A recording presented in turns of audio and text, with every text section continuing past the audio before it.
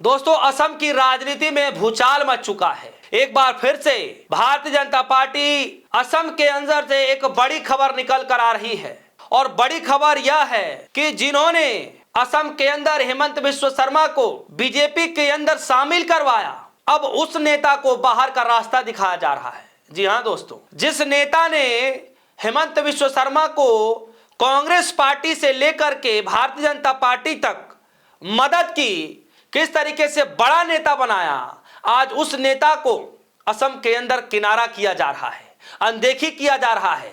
यानी इस लेवल की बगावती सुर असम बीजेपी के अंदर देखा जा रहा है। खबर में बारीकी से बातचीत करेंगे, लेकिन उससे पहले मैं आपको बता दूं कि खबर में ऑलरेडी आपको एक दो खबरें वैसे भी मैं आपको बता चुका हूं कि कई सारे विधायकों के टिकट न मिलने से नाराज जताते हुए स्वतंत्र रूप से निर्दलीय चुनाव लड़ने का ऐलान किया तो पार्टी ने बर्खास्त ही कर दिया।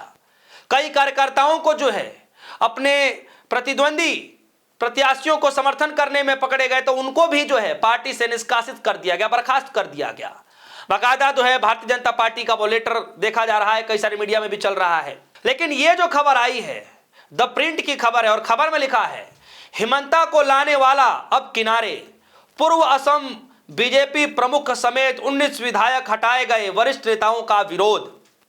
दोस्तों, नेताओं का जो है भारी विरोध होना शुरू हो गया है। जो असम में बीजेपी के अंदर जो नेता लेकर के आया है हेमंत बिश्व शर्मा को बीजेपी के अंदर, आज उसी नेता को दरकिनार किया जा रहा है। सोचिए, यही बीजेपी हेमंत बिश्व शर्मा को लेकर क्या क्या आरोप लगाती थी, लेकिन उसके बावजूद भी एक नेता ने हिम्मत बांध करके हेमंत बिश्व शर्मा को बीजेपी के अंदर सम्मिलित करवाया और आज वो दिन आ गया कि आज उसी नेता को दरकिनार कर दिया गया, टिकट नहीं मिला। बगावती सुर वहां भी शुरू हो चुके हैं। खबर में लिखा है 23 अगस्त सन 2015 को बीजेपी के तत्कालीन असम प्रमुख सिद्धार्थ भट्टाचार्य, जो 1995 में उस समय पार्टी में शामिल हुए थे जब राज्य में उनका सबसे ज्यादा प्रभाव नहीं था, उस वक्त पे कांग्रेस के मजबूत नेताओं में से एक हेमंत बिश्व शर्मा माने जाते थे और उस वक्त पर बीजेपी के वरिष्ठ नेता अमित शाह के दिल्ली स्थित घर पर लेकर के गए थे। शाह ने बीजेपी में अपने भविष्य को लेकर शर्मा की चिंताओं को दूर किया और भरोसा दिलाया कि असम में तरुण गोगोई के नेतृत्व वाली कांग्रेस सरकार को सत्ता से हटाने में अहम भूमिका निभाएंगे।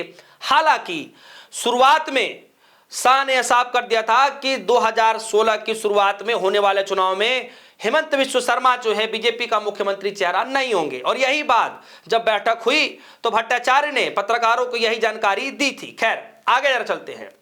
भट्टाचार्य ने द टेलीग्राफ से कहा कि बैठक में साफ कर दिया गया है कि मुख्यमंत्री पद का उम्मीदवार बीजेपी से ही होगा।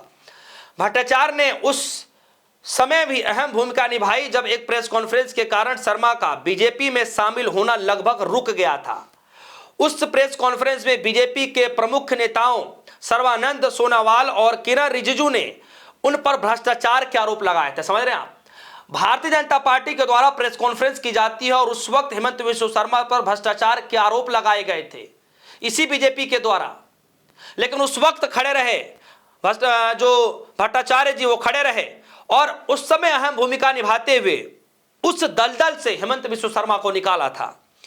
2 दिन बाद 25 अगस्त को सन 2015 जब शर्मा आधिकारिक रूप से बीजेपी में शामिल हुए तब भट्टाचार्य ने जब प्रेस कॉन्फ्रेंस किया तब उनके साथ खड़े रहे और उनका हाथ उठाकर उन्हें एक अहम नेता के रूप में जनता के सामने पेश किया था। याद करिए वो दिन जब भट्टाचार्य ने हेमंत बिश्व शर्मा को हाथ पकड़ करके जनता के सामने एक मजबूत नेता के तौर पर पेश किया था, जब किसी ने भी हाथ दामन नहीं थामा था। उस वक्त बीजेपी के नेता ही हेमंत बिश्व शर्मा के खिलाफ में थे, बगावती में थे कि भैया सबसे बड़ा भ्रष्टाचारी अगर कोई सीएम है तो वो ये है, सबसे बड़ा कोई नेता है तो वो ये नेता है।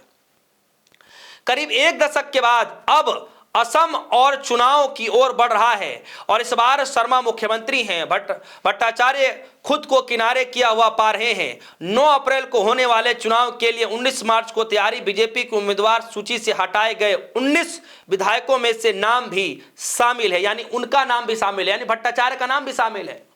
सोचिए, जिन भट्टाचार्य की वजह से हेमंत बिश्व शर्मा की बीजेपी में एंट्री होती है वो हेमंत शर्मा मुख्यमंत्री आज बने हुए हैं और भट्टाचार्य को बाहर का रास्ता दिखा दिया गया।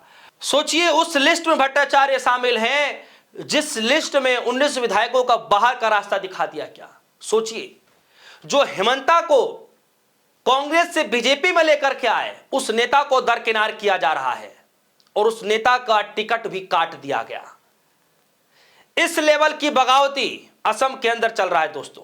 सोचिए, ऐसी ऐसी खबरें निकल कर आ रही है कि 30-30, 35-35 साल जिन्होंने भारतीय जनता पार्टी को दिया, अब उनका भी मोह भंग होता हुआ नजर आ रहा है।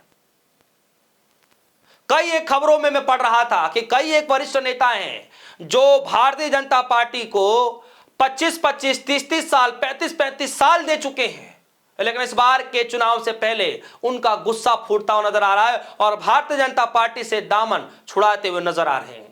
सोचिए, इस लेवल का भी बगावती सुर असम बीजेपी के अंदर देखा जा रहा है। बीजेपी की सूची में कांग्रेस छोड़कर आए नेताओं को जगह मिलने से कई टिकट के दावेदारों में नाराजगी है। इनमें वरिष्ठ नेता अतुल बोरा भी शामिल हैं, जो 5 बार विधायक रह चुके हैं और पूर्व मंत्री भी हैं। पार्टी ने उन्हें असम की सत्ता के अहम केंद्र माने जाने वाले दिसपुर सीट से टिकट नहीं दिया। बोरा का टिकट कटने से ज्यादा नाराजगी इस बात को लेकर है कि उनकी जगह नरगांव सीट से सांसद प्रद्युत बरदलोई को उम्मीदवार बनाया गया। बरदलोई चुनाव से पहले कांग्रेस छोड़कर बीजेपी में शामिल हुए बड़े नेताओं में दूसरे हैं। उनसे पहले भूपेन बोरा भी पार्टी छोड़ दी थी। दोस्तों, ये हाल हो गया असम के अंदर। कई नेताओं ने अब बगावती सुर अपनाने शुरू कर दिया और हालत ये हो गई है कि जो 30-30 साल, 35-35 साल जो बीजेपी को दे चुके हैं, उनका भी अब बीजेपी से मोह भंग होना शुरू हो चुका है। और मसला यहीं तक नहीं रुक रहा है। जो हेमंत बिस्वा शर्मा को सरकार में लेकर आ रहे हैं, जो मुख्यमंत्री बनाने तक को दावेदारी करा रहे हैं, सोचिए, ऐसे नेताओं को भी बाहर का रास्ता दिखा दिया गया है। 19 विधायकों का विरोध प्रदर्शन लगातार जारी है। कहा जा रहा है कि बगावती तेवर लगातार दिखाते हुए नजर आ रहे हैं। दोस्तों, इस खबर को लेकर आपकी क्या राय है? वीडियो कमेंट सेक्शन में जाएगा, अपनी राय जरूर रखिएगा। फिलहाल के लिए दीजिए इजाजत। देखते रहिए रेडियो न्यूज़। धन्यवाद।